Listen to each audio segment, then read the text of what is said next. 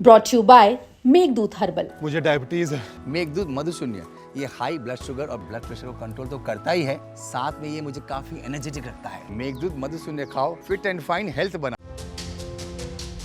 ऐसा लगता है करनी सेना ने बीजेपी की सुपारी ले रखी है उत्तर प्रदेश में। पहले रामजी लाल सुमन पर हमला और अब स्वामी प्रसाद मौर्य पर हमला। बीजेपी को ये हमले क्या आने वाले चुनाव में भारी पड़ने वाले हैं?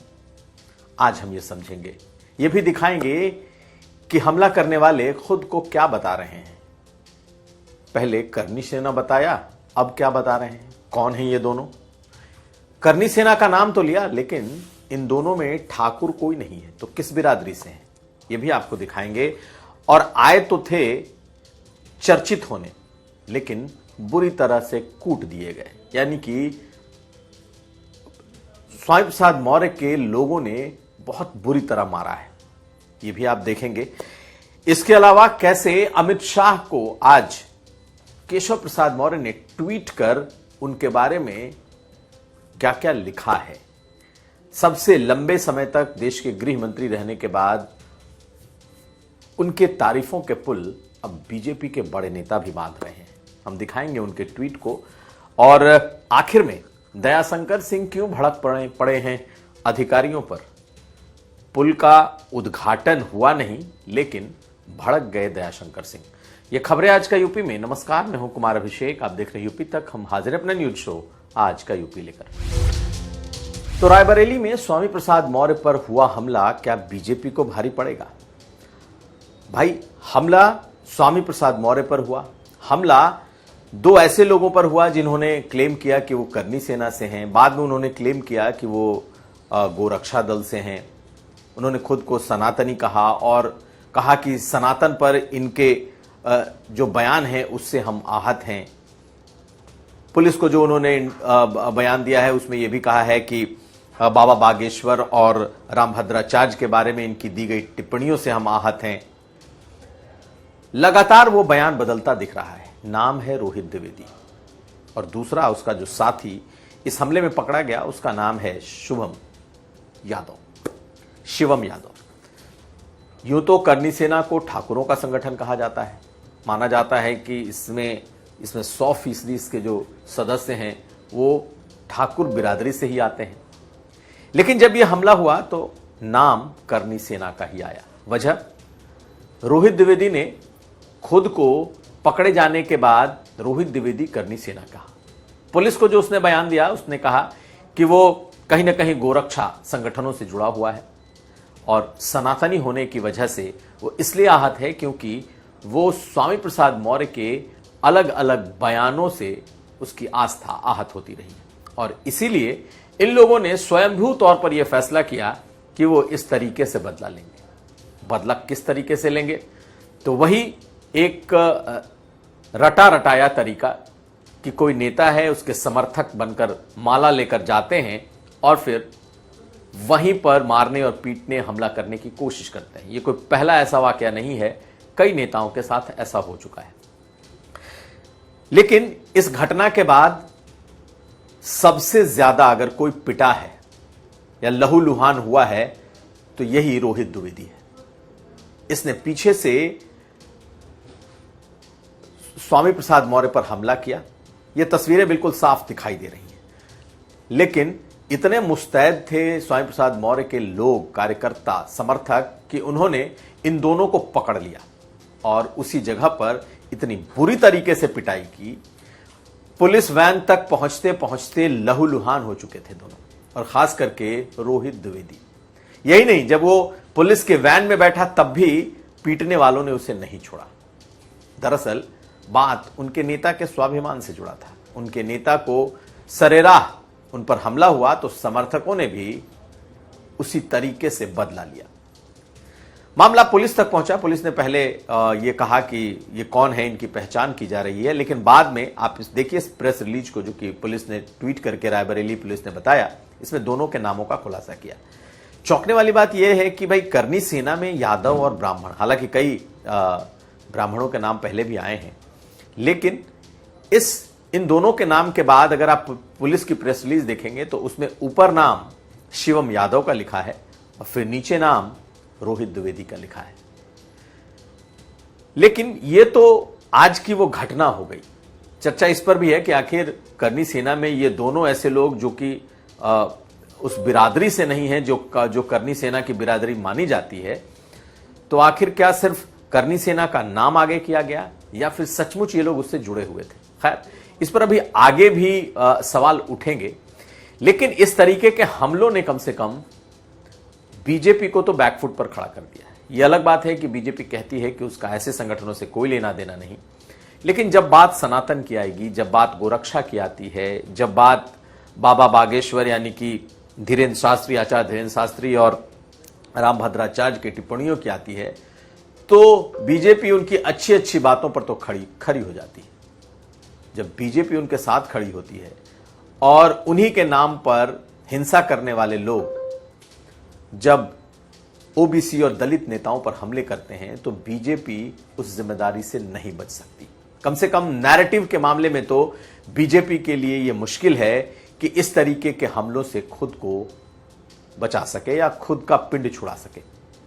याद करिए, कुछ दिन पहले करनी सेना ने आगरा में रामजी लाल सुमन के घर पर हमला बोला था, क्योंकि रामजी लाल सुमन ने एक आपत्तिजनक टिप्पणी संसद के भीतर राणा सांगा को लेकर की थी।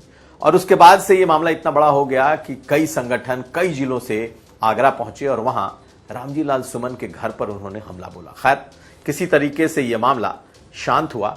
लेकिन स्वामी प्रसाद मौर्य पर आज का हमला, इसे भी इसी तरीके से देखा जाएगा कि इसे कम से कम बीजेपी को इस मुद्दे पर तो विपक्ष घेर लेगा। समाजवादी पार्टी में वो नहीं है, बीजेपी से उनका रिश्ता नाता टूट चुका है, लेकिन उनके जो बयान हैं वो निश्चित तौर पर बीजेपी को चुभते रहे हैं। ऐसे में अगर उन पर कोई हमला हुआ, किसी भी तरीके से उनके ऊपर हमले की कोशिश की गई, तो नाम बीजेपी से ही जुड़ेगा। और चर्चा इसलिए क्योंकि 2024 को याद करिए, 2024 में जब ठाकुरों की पंचायत शुरू हुई पार्लियामेंट के चुनाव के पहले, तो यह माना गया कि करनी सेना कुछ कर नहीं सकती, ऐसे पंचायतों से कुछ नहीं होता, मोदी की लहर है और बीजेपी एक बार फिर 80 में से 75 प्लस सीटें जीतेगी। लेकिन हुआ क्या? इन पंचायतों ने बीजेपी का बड़ा ही बुरा हाल कर दिया। वजह ओबीसी, दलित और जिसे आज अखिलेश यादव पीडीए कह रहे हैं, पिछड़ा दलित अल्पसंख्यक, ये एकजुट हुआ और उसने बीजेपी को अर्श से फर्श पर ला दिया। अब 2027 में चुनाव है और स्वामी प्रसाद मौर्य बेशक किसी पार्टी में ना हो, अपनी पार्टी बनाई हो, लेकिन एक शख्सियत के तौर पर, इनकी ओबीसी नेता के तौर पर एक बड़ी पहचान है।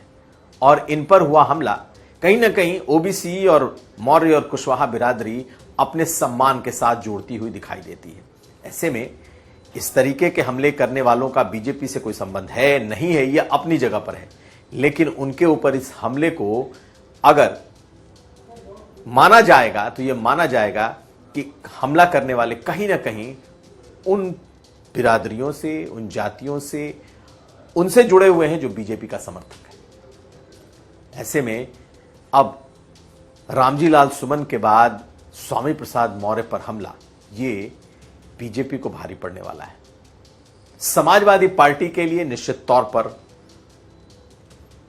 यह एक ऐसा मुद्दा है जिसमें वो एक बार फिर बीजेपी पर हमला बोल रही है। बीजेपी के लोग कुछ बोल नहीं रहे क्योंकि उनका मानना है कि इस संगठन से उनका कोई लेना देना नहीं। लेकिन इन हमलों के बाद सनातन के नाम पर अगर कोई हमला करता है, गोरक्षा के नाम पर अगर कोई हमला करता है, तो जवाबदेही से बीजेपी कैसे बचेगी?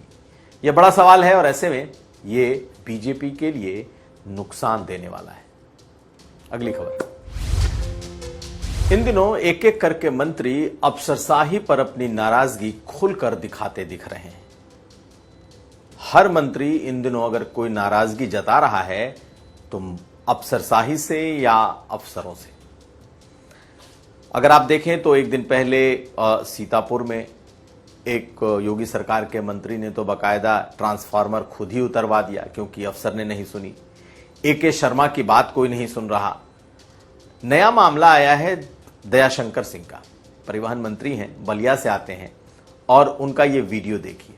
वो पीडब्ल्यूडी के एक एक्सीएन को, अधिशासी अभियंता को खूब खरी खोटी सुनाते दिख रहे हैं। कह रहे हैं दिमाग खराब हो गया, किसके इशारे पर काम कर रहे हैं।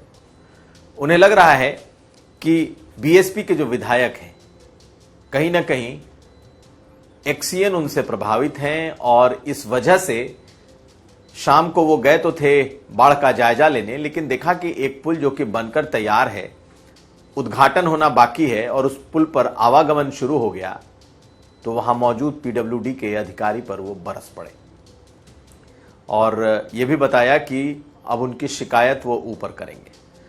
तो बलिया का ये कटहल नाला का इलाका है जिस पर यह बना हुआ पुल है और इसकी कहानी ये है कि ये पुल बनकर तैयार है और अपने उद्घाटन के इंतजार में है और मंत्री जी को ये लगा कि इस पुल का आवागमन शुरू कर दिया गया है, चालू कर दिया गया है और उन्हें बुलाया तक नहीं गया, क्योंकि वो स्थानीय विधायक भी हैं वहां से और मंत्री भी हैं, तो खूब बरस पड़े। उनकी बातों को सुनिए, वो लगातार बीएसपी कह रहे हैं और इशारों में बीएसपी के एकमात्र विधायक की तरफ इशारा कर रहे हैं। रसड़ा से विधायक है बीएसपी के, सुनिए उनकी बात। देखो, दिमाग खराब ना हो, मैं यहाँ के विधायक हूँ, अब मिनिस्टर हूँ, ये नगर पालिका के चेयरमैन है, दोनों आदमी शहर में और हम लोग को बताया नहीं रहे हो, अब खुलवा दे रहे हो। अब तुम किसके उस पर चल रहे हो, मैं समझ रहा हूँ। तुम यहाँ से चुनाव लड़ने वाले हो क्या? ये बीएसपी टिकट देने वाली तुम्हें नहीं हो सकता है, तो विधायक जी तुमको टिकट दिलवा रहे हो। हाँ, और क्या, विधायक जी टिकट दिलवा रहे होगे इसलिए तुम कर रहे होगे। हम लोग इसका पूरा आपका मेजरमेंट, हम लोग सर ये एग्जिस्टिंग पूरा मेजरमेंट कराता हूँ, हम लोग इसके हैं। तो उन्होंने उसके बाद प्रेस कॉन्फ्रेंस की और ये कह दिया कि तो बीएसपी के इशारे पर काम हो रहा है, लेकिन पीडब्ल्यूडी के उस अधिकारी ने अपनी सफाई दी और उसने ये कहा कि दरअसल इस वक्त बाढ़ का वक्त है, पुल बनकर तैयार है, कभी भी इसका उद्घाटन हो सकता है, अभी इसका औपचारिक उद्घाटन नहीं हुआ है, लेकिन चूंकि लोगों को इस बाढ़ में असुविधा न हो इसलिए आने जाने के लिए फिलहाल इसे खोल दिया गया है, इसका बाढ़ खत्म होने के बाद इसका उद्घाटन होगा।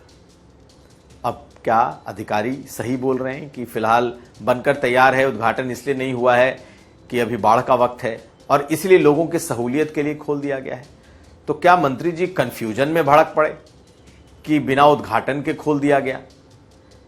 एक तरीके से इस समय उत्तर प्रदेश के मंत्रियों का एक बड़ा वर्ग इसलिए नाराज है, उन्हें लगता है कि अधिकारी किसी की सुन नहीं रहे, अधिकारी अपने मन की कर रहे हैं और ये एक दो मंत्री के साथ नहीं, आधे दर्जन से ज्यादा मंत्री हाल के दिनों में खुलकर अपने अफसरों को, विभागों के अफसरों को और अफसरशाही को जमकर भला बुरा कहते दिखाई दे रहे हैं। खैर, देखना है कि आने वाले वक्त में और कितने मंत्री इस तरीके से नाराज दिखाई देते हैं। अगली खबर। तो प्रधानमंत्री मोदी ने अमित शाह की तारीफ की थी संसद के सदन के भीतर, जब वो एनडीए की मीटिंग ले रहे थे, उसमें उन्होंने लालकृष्ण आडवाणी से तुलना करते हुए कहा कि लालकृष्ण आडवाणी के बाद अब लालकृष्ण आडवाणी से भी ज्यादा समय तक रहने वाले या देश के सबसे लंबे समय तक रहने वाले गृह मंत्री हो चुके हैं। तो अब उत्तर प्रदेश से प्रतिक्रिया का इंतजार था।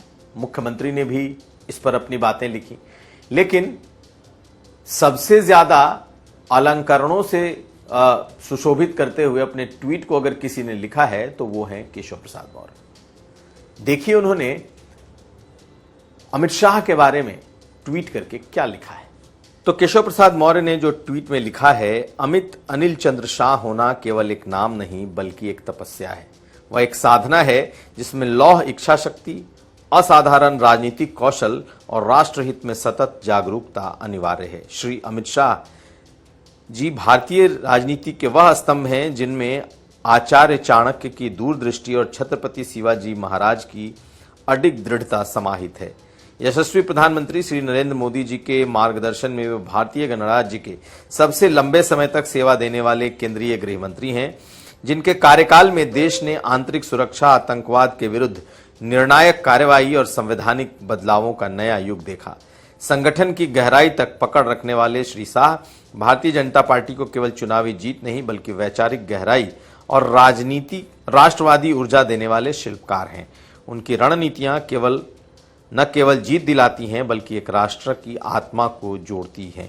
मां भारती के इस अखंड प्रहरी को, जिसने राष्ट्र के लिए इतना अपना सर्वस्व समर्पित कर दिया, कोटिशः नमन।